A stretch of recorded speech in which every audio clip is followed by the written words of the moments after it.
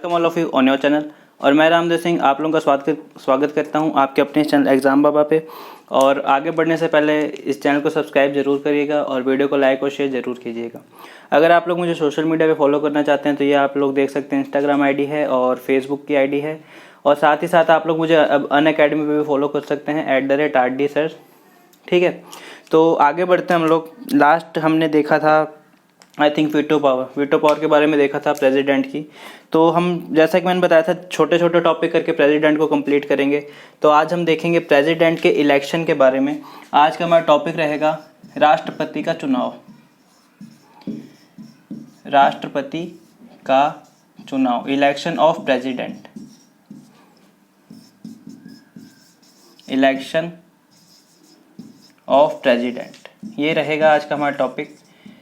और इसमें से मैं आप लोगों को बताऊंगा 2 से 3 क्वेश्चन हैं जो बनते हैं लगभग यहाँ से, और हर एग्ज़ाम में पूछे जा चुके हैं, तो आगे भी पूछे जाने की उम्मीद है, क्योंकि कन्वेंशनल क्वेश्चन कुछ एक जो रिपीट होते हैं बार बार, वो होते ही होते हैं। तो इसलिए हम लोगों को तैयार करने बहुत ज़्यादा ज़रूरी हैं।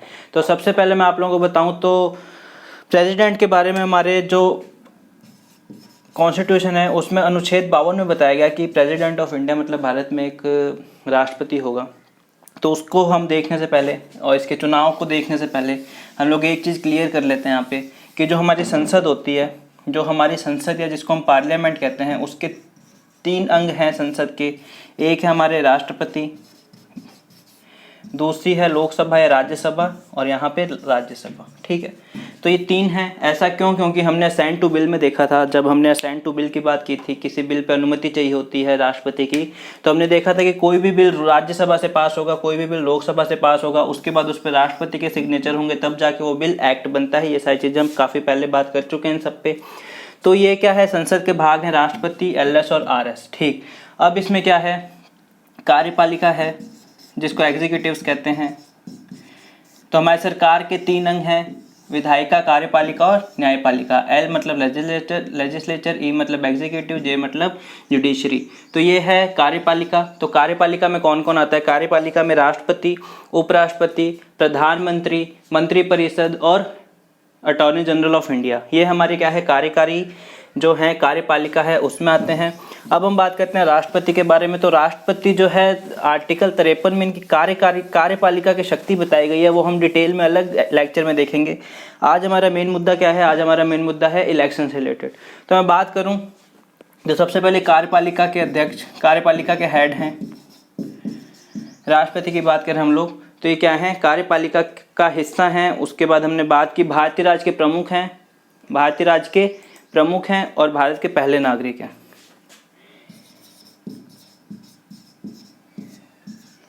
भारतीय राज्य के प्रमुख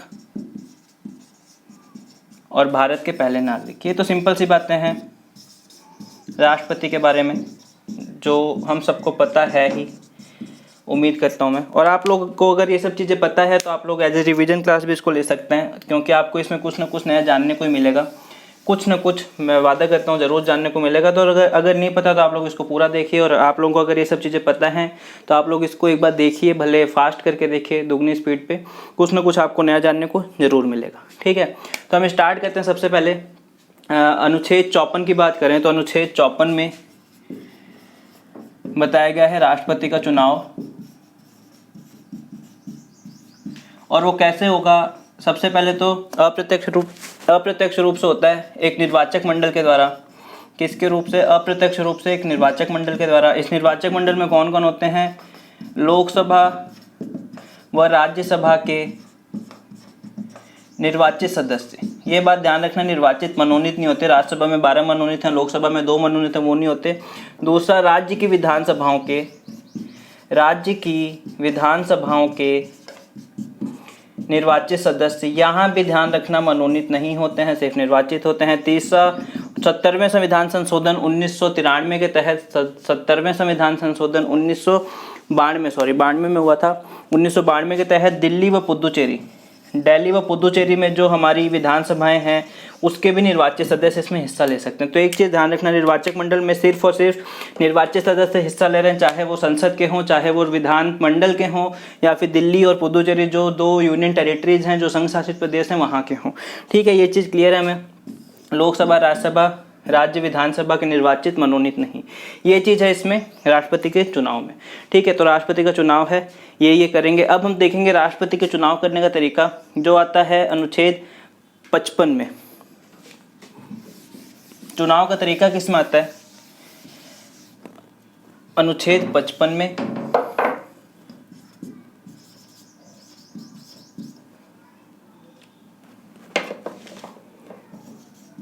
चुनाव का तरीका। अब इसमें क्या बताया गया है कि अप्रत्यक्ष प्रणाली से चुनाव होगा। मतलब किसी को नहीं पता कि दाएं हाथ को नहीं पता चलना चाहिए कि बाएं हाथ क्या कर रहा है, सबसे पहली बात। और जनता डायरेक्ट हिस्सा नहीं लेती, हमने देख लिया, निर्वाचक मंडल है, अप्रत्यक्ष प्रणाली है। और इसमें जो सिस्टम यूज किया जाता है उसका नाम है अनुपातिक प्रतिनिधित्व। अनुपातिक प्रतिनिधित्व द्वारा एकल हस्तांतरित वोट। अब ये मैं आप लोगों को थोड़ी सी देर में बताता हूँ क्या होता है। इससे पहले हम देखते हैं कि इस प्रणाली के द्वारा 50% + 1 वोट मिलते ही जो भी व्यक्ति होगा वो प्रेसिडेंट बन जाएगा। इस प्रणाली के द्वारा जो भी व्यक्ति होगा 50% + 1 वोट मिलते ही प्रेसिडेंट बन जाता है। ठीक है, ये चीज़ यहाँ पे क्लियर है। अब इसमें क्या है कि जो वोटिंग है उसके लिए एमएलए है उसके वोट की वैल्यू होती है कुछ, और एमपी है उसके वोट की वैल्यू होती है। तो एमएलए की वोट की वैल्यू का फॉर्मूला होता है कि राज्य की जनसंख्या, जिस भी राज्य की विधानसभा है वहाँ की जनसंख्या, और कौन से सन की, 1971 की। ये कब तक रहेगी? 2026 तक। इस पर हम कभी बाद में चर्चा करेंगे। और साथ में कुल निर्वाचित सदस्यों की संख्या, मतलब कुल निर्वाचित एमएलए की संख्या इंटू में 1/1000। 1/1000 इसलिए किया जाता है, 1/1000 करने से क्या होता है कि जो ऊपर जनसंख्या करोड़ों में जा रही है वहाँ से 0 कम हो जाते हैं, तो आगे हमारे कैलकुलेशन में प्रॉब्लम नहीं होती। तो कुल एमएलए मतलब जितने भी राज्य हैं, कुल एमएलए के वैल्यू का योग अपॉन में कुल निर्वाचित एमपी। तो ये अराउंड 708 के आसपास आया था लास्ट टाइम। तो ये है हमारा सबसे कम एमएलए के जो वोट की वैल्यू है सिक्किम में है, सबसे ज़्यादा उत्तर प्रदेश में रहती है। तो ये सब चीज़ें हमने देखी इसमें कि क्या क्या है, गणना करने का तरीका क्या है। फिर उसके बाद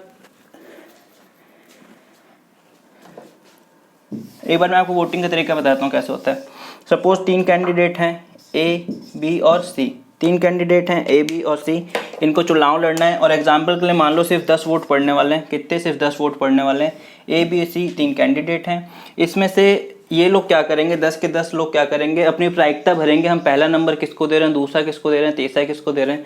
अब सपोज 6 लोगों ने ए को पहला नंबर दिया, 3 लोगों ने बी को पहला नंबर दिया और 1 ने सी को दिया। तो इसमें 50% + 1 कितना होगा? 6। तो इसका मतलब ए प्रेसिडेंट बन गया। ये पहली कंडीशन है। अब मैं दूसरे कंडीशन की बात करूं तो सपोज ए को किसी ने 5 वोट दिए, बी को किसी ने 4 वोट दिए, सी को किसी ने पहली प्रायिकता दी। तो एक जने ने सी को प्रायिकता दी, तो इस कंडीशन में क्या होगा कि जिसने सी को पहली प्रायिकता दी थी उसका चेक करेंगे दूसरी प्रायिकता किसको दी है। अगर दूसरी प्रायिकता ए को दी है तो उसको यहाँ पे जोड़ देंगे, यहाँ पे 6 बन जाएगा, 50% + 1, और ये हमारा प्रेसिडेंट बन जाएगा। ये एक सिंपल सी इसकी अंडरस्टैंडिंग है, इसके ज़्यादा डीप में जाना हमको। मैंने बस एकल हस्तांतरण जो पद्धति है वो समझाने की कोशिश की सिंपल से एग्जाम्पल से। अब मैं आता हूँ आप लोगों के लिए अनुच्छेद 62 पे। अनुच्छेद 62 क्या कहता है? चुनाव कराने का समय। अनुच्छेद 62 क्या है? चुनाव का समय है।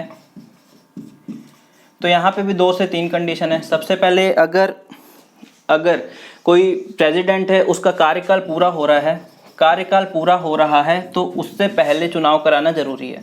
कार्यकाल से पहले चुनाव कराना जरूरी है।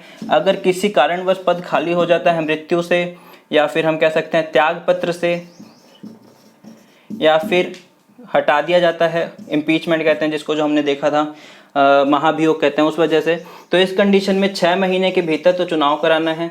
6 महीने के भीतर चुनाव करना है। और जो वाइस प्रेसिडेंट है, उपराष्ट्रपति, वो एज ए प्रेसिडेंट काम करता है, जो आर्टिकल 65 में भी बताया गया है।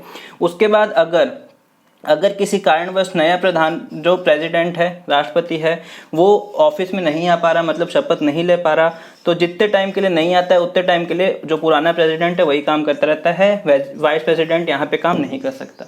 तो ये कंडीशन है, मतलब 6 महीने यहाँ से क्वेश्चन पूछा जा सकता है, 6 महीने, तो ये क्वेश्चन बन सकते हैं। फिर निर्वाचक मंडल से क्वेश्चन पूछा जाता है कि निर्वाचक मंडल में कौन कौन होते हैं। संसद से पूछा जाता है संसद का भाग कौन कौन सा है, तो यहाँ से 2 से 3 क्वेश्चन बन सकते हैं। एक बात और, अगर इसके चुनाव को लेकर विवाद होता है तो सीधे उच्चतम न्यायालय में जाया जाता है, सुप्रीम कोर्ट में, इलेक्शन कमीशन में नहीं जाते।